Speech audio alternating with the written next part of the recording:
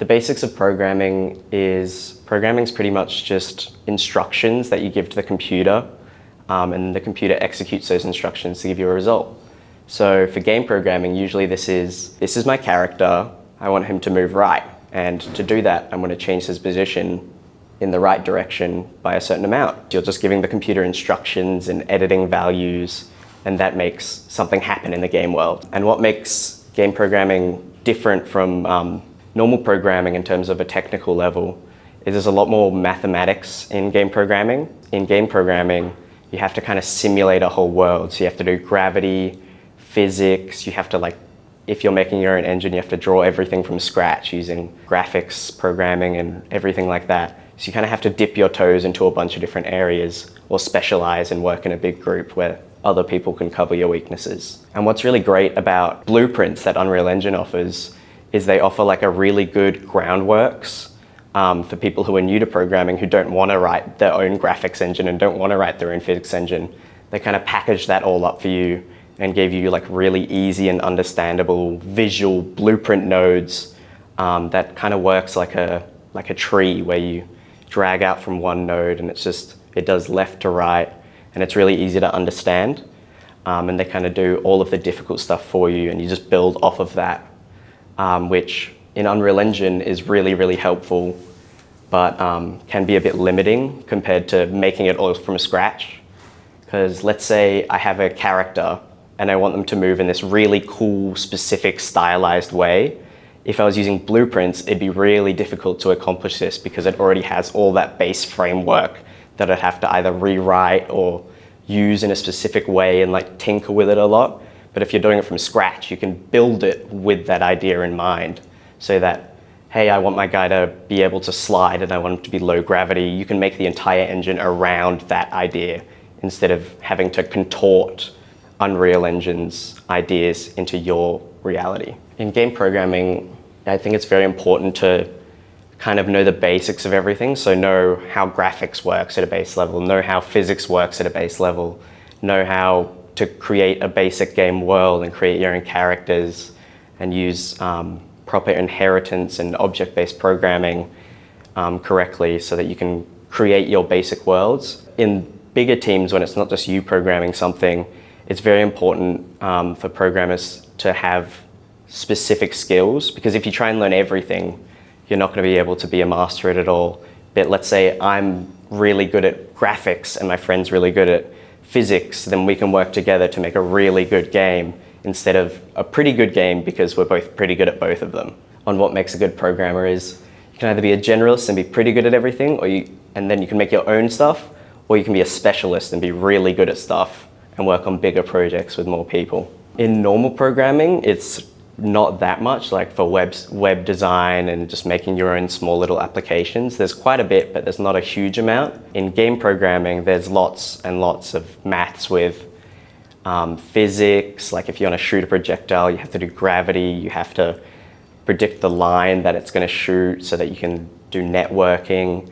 You have to simulate roughness, you have to simulate physics. If you want to make water, how do you do that? You can't just have something that looks like water, but then when you step in it, nothing happens. You need to do the mathematics behind how water works on a fundamental level.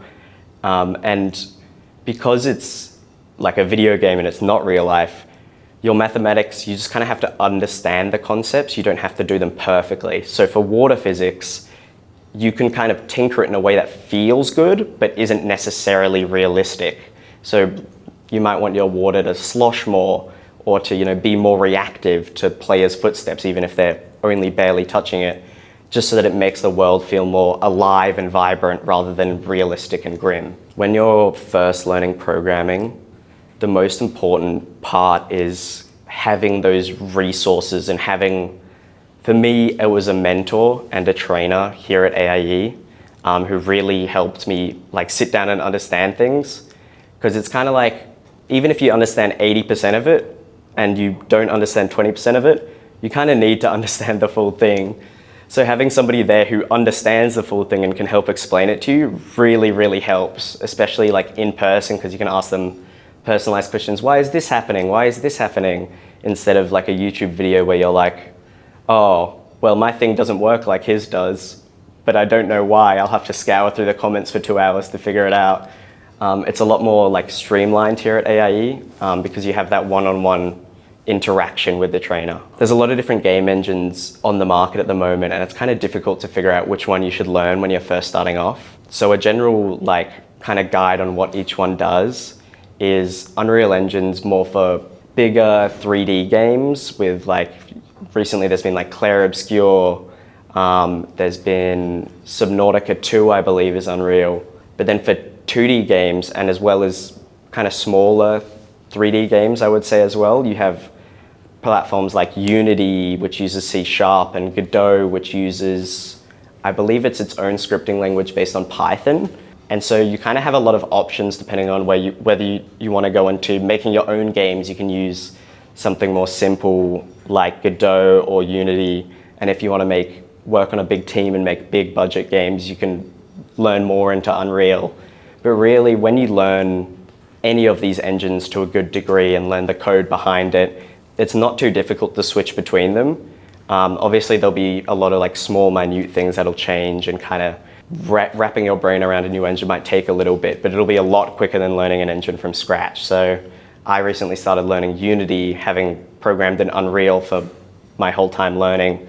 And I was able to pick up Unity really quick to make a little 2D game project, just because there's so many similarities in like all the maths and the logic behind all these engines. You gotta speak to the trainers, and there's lots of support.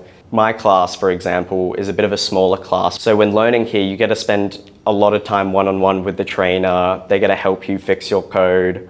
If you don't understand a concept, obviously, like, you got to try it yourself a bit, like maybe just spend an hour at home just trying to get your brain around it or watch a YouTube video. But like, if you really need to understand it quickly, you can always ask the trainer, just be like, hey, like I get this part about it, but could you explain this to me a bit more? And they're always there to help, like whenever you need. I'm a quick learner, but sometimes I don't understand things completely. Like I understand 90% of something, but then I'm missing that 10%.